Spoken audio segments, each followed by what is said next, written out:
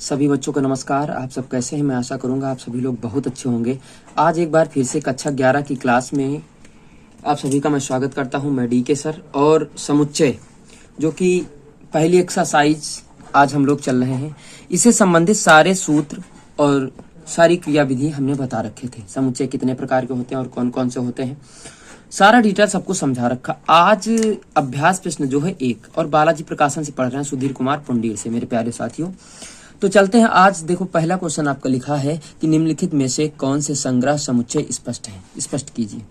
भाग आपका चौथा है, प्रश्नावली 1। ठीक है, इस नंबर, ये देखो हमारा नंबर है, इस पे आप मैसेज कर सकते हैं, कोई दिक्कत नहीं है। ठीक है, अब इसमें बताना है कि कौन सा समुच्चय है या नहीं है। हम लोग आसानी से बता लेंगे। अगर पिछले वीडियो आप लोग देख चुके हैं तो आप लोग आसानी से बता सकते हैं, और इस वीडियो के डिस्क्रिप्शन में सारे वीडियो के लिंक आपको मिल जाएगी। अभी तक नहीं देखा है तो देख भी सकते हैं, कोई दिक्कत वाली बात नहीं है। ठीक है, चलिए हम लोग चलते हैं। आज पार्ट 1, पार्ट 2, पार्ट 3, पार्ट 4 चल रहे हैं। सारे जो 3 वीडियो मैंने पढ़ा रखे हैं उसके डिस्क्रिप्शन में लिंक डाल देंगे इसके। ठीक है, चलिए। पहला लिखा है भारत के बुद्धिमान खिलाड़ियों का संग्रह। एक बात बताओ, ये समुच्चय है कि नहीं है? आप सभी को पता है कि भारत में सभी बुद्धिमान खिलाड़ी तो हो नहीं सकते हैं। कुछ तीव्र गति का होगा, कुछ मंद गति का होगा, कुछ बुद्धिमान होंगे, कुछ नहीं बुद्धिमान होंगे। यानी जहां पे निश्चित चीज बताई जाए, जहां पे परिकल्पना हम लोग कर सकते हैं, वहां पे समुच्चय आपका होता है। ये आपका समुच्चय भैया नहीं होगा। ठीक है। नंबर दूसरा, भारतवर्ष में पाए जाने वाले सभी खतरनाक जानवरों का समुच्चय। ठीक है, अब क्या आप इसको परिभाषित कर सकते हैं? समुच्चय की परिभाषा, जैसा कि मैंने बताया था कि वस्तुओं को सुपरिभाषित ही करना, सुपरिभाषित संग्रह को ही समुच्चय कहते हैं। ठीक है, यानी इसको भी परिभाषित नहीं कर सकते, इसको भी परिभाषित नहीं कर सकते हैं। तो जब परिभाषित ही नहीं कर सकते हैं तो समुच्चय हमारा नहीं होगा। अब जैसे कहा तीसरा क्वेश्चन, सभी विषम प्राकृत संख्याओं का समुच्चय, संग्रह। सभी विषम, अब विषम एक फोर्सली कह रहा है कि सभी जो आपकी होंगी ऑड नंबर होंगी। क्या होंगी? ऑड नंबर होंगी। सभी विषम है तो यहाँ सम की बात ही है, सभी विषम, इसका मतलब समुच्चय नंबर 3 हो जाएगा। तीसरे में आपका क्या लिखोगे? समुच्चय है आपका। ठीक है। चौथा क्या कह रहा है? कक्षा के सभी सुंदर विद्यार्थियों का संग्रह। अब आप सभी लोग जानते हैं, क्या कक्षा में सभी सुंदर विद्यार्थी होते हैं? ऐसा तो है नहीं, नहीं होते ना, इसका मतलब चौथा आपका समुच्चय नहीं होगा। पांचवा है भारतवर्ष के अच्छे गणितज्ञों का समुच्चय। समझ रहे हो? भारतवर्ष के सभी गणितज्ञों का समुच्चय। क्या सभी गणितज्ञ बहुत अच्छे ही होते हैं क्या? ऐसा तो है नहीं ना। किसी की गणित बहुत तेज होती, किसी की धीरे होती, किसी के टाइम पे काम आ जाती। ठीक है, तो ये आपका, इसको परिभाषित नहीं किया जा सकता है, इसलिए हम लोग इसका संग्रह नहीं कहेंगे, समुच्चय नहीं होगा। भारतवर्ष के सभी अमीर व्यक्तियों का समुच्चय। क्या भारत में इसको परिभाषित कर सकते हैं कि कौन कौन अमीर है, कौन कौन गरीब है? नहीं कर सकते हैं ना। चलिए अगला क्वेश्चन, किसी लेखक द्वारा लिखित पुस्तकों का संग्रह। अब एक बात को समझो, जैसे किसी लेखक द्वारा, जैसे मैं ही अपनी किताब लिख के और बाजार में, मार्केट में उपलब्ध करा दूं तो वो मेरे द्वारा लिखी गई है, यानी किसी लेखक के द्वारा लिखित पुस्तकों का संग्रह।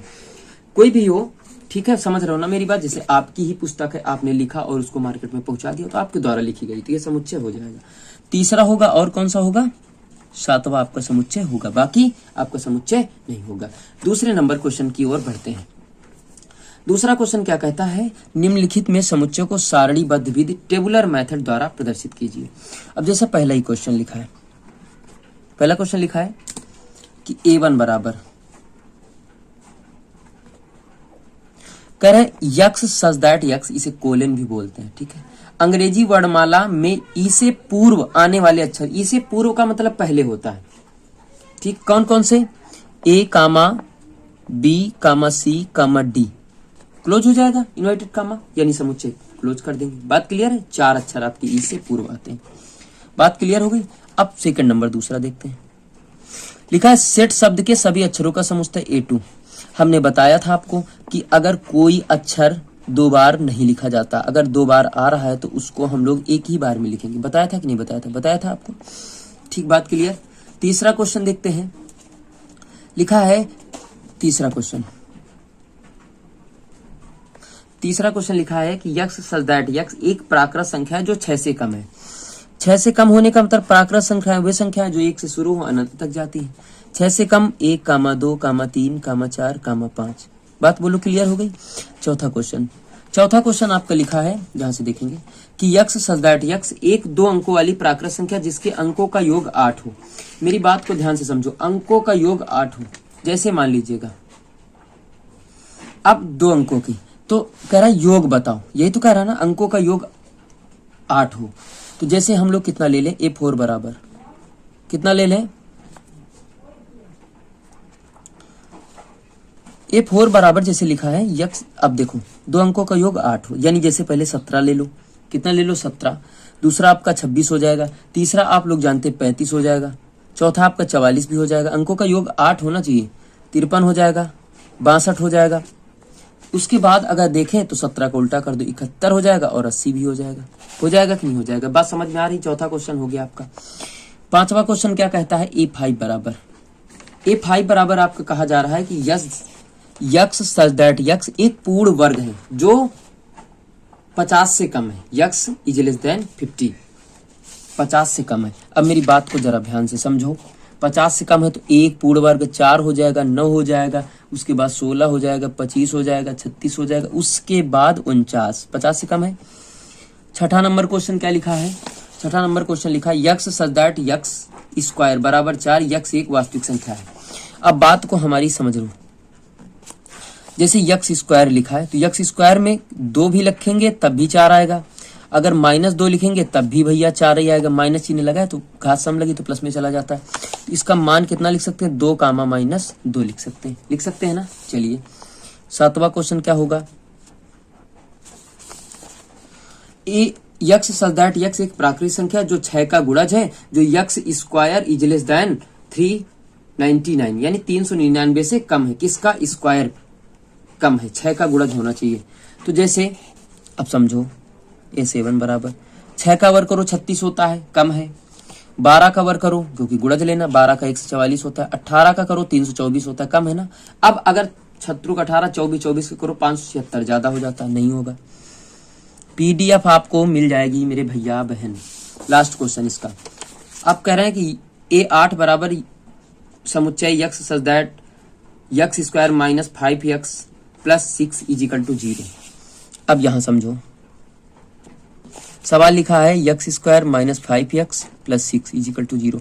आप सभी को पता है इसके गुणनखंड करने हैं, तो 6 के गुणनखंड 2 × 3 हो जाएंगे, माइनस माइनस जोड़ दो, तो यक्स स्क्वायर -2x - 3x + 6 = 0।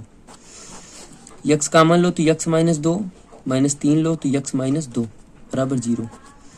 तो यक्स -2 हो जाएगा, एक में यक्स -3 हो जाएगा भैया। इसको एक बार 0 करो, यक्स -2 बराबर 0, तो यक्स बराबर कितना जाएगा 0, 2 आ जाएगा, माइनस का प्लस का जाएगा। x -3 बराबर 0, तो यक्स बराबर माइनस का तो प्लस का चला जाएगा, यानी कितना मान आ जाएगा 2,3, ये हो जाएगा। तो मेरे प्यारे साथियों 2 क्वेश्चन आपके कंप्लीट करवा दिए हमने यहाँ तक, ठीक है। कल तीसरा क्वेश्चन आपका कंप्लीट करवाएंगे। ये आपकी बालाजी प्रकाशन की किताब पढ़ा रहे हैं हम, नई किताब है आपकी। मेरे प्यारे बच्चों, मैं आशा करूंगा कि आप सभी लोगों को समझ में आ गया होगा, ठीक है। तो मिलते हैं कल क्लास में, और वीडियो को ज़्यादा से ज़्यादा शेयर करें, ठीक है। लाइक करें, शेयर करें, सब्सक्राइब करें, और चैनल पे नए हैं तो ज़रूर से ज़रूर सब्सक्राइब कर लीजिएगा, जिससे कि आप लोगों को नोटिफिकेशन सबसे पहले मिल जाए, ठीक है मेरे प्यारे साथियों। और मेरा सहयोग करेंगे। सभी से धन्यवाद, नमस्कार।